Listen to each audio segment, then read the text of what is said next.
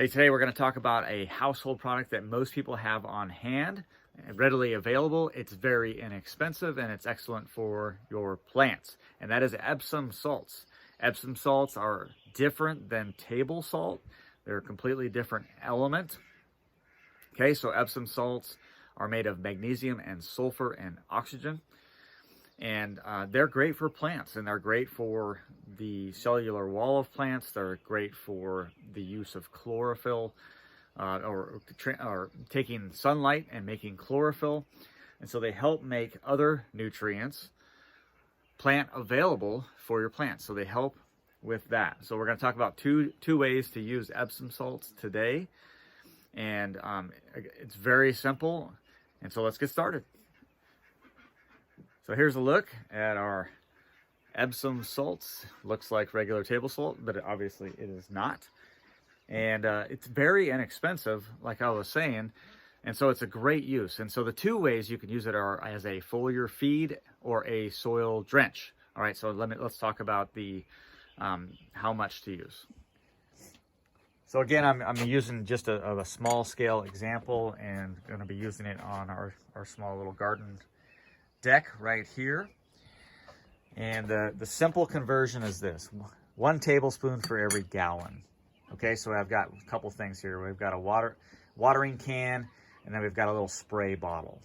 Okay, so what would I do? I would simply take 2 tablespoons. Oh, this holds 2 gallons. So I'll just put it that way. So 2 gallons, 2 tablespoons. Super simple.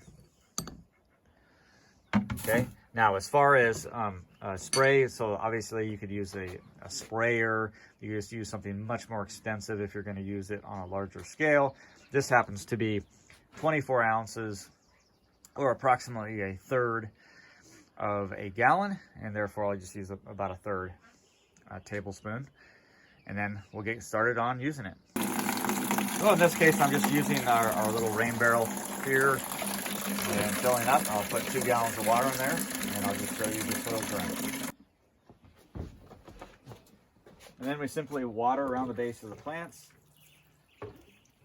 And this is, the kind of the soil drench technique. Now this happens to be a wicking bed, so I'm doing a surface watering. Normally, we water down from below. In this case, just a light surface watering. No harm to the plants at all, obviously, with Epsom salts. Now, this may be more beneficial to things like peppers and tomatoes, but certainly beneficial to all plants in general. And that's it. That's just basically the kind of the soil drench. And then a foliar feed is just that. It's just basically spraying the different plants. And this can be used for tomatoes, peppers. We use it on fruit trees. Here's some of our grafted fruit trees that we're nurturing. Okay, basically, almost, and these are even hops, right? So it's just about any plant that you can imagine will benefit from some use of Epsom salts. Now, one question that comes up is, since it's made of magnesium and sulfur, will it acidify plants? Will it acidify plants? Now, the reality is that I think you'd have to use it in such great amounts that I don't think it's going to have a significant effect as far as acidification, as opposed to using like sulfur for blueberries, which is blueberries right here. And it's not going to do enough harm where I'm not going to use it on, say, potatoes.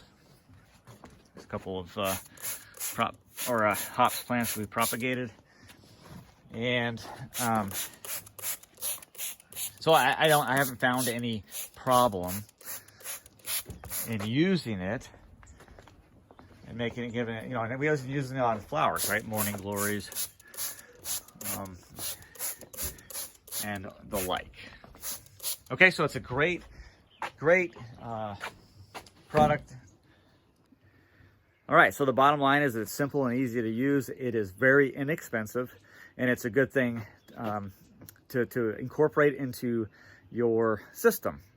And as far as how often to use Epsom salts in the garden, you know, there's different thoughts on that. I would say 3 times per growing season, you know, spaced out a month and a half apart, or, you know, even once or twice is fine. And if you're not having any issues with your plants, then obviously you're going to monitor that, then obviously it's not needed, but I think it's very helpful to add and really causes no issues in giving it a shot. All right, so let me know if you use Epsom salt in your garden, or if you even have other ways besides a soil drench or a foliar feed. Maybe you have some other ways that you like to use it. Let me know. Give me a comment and a like. I appreciate that, and subscribe to the channel.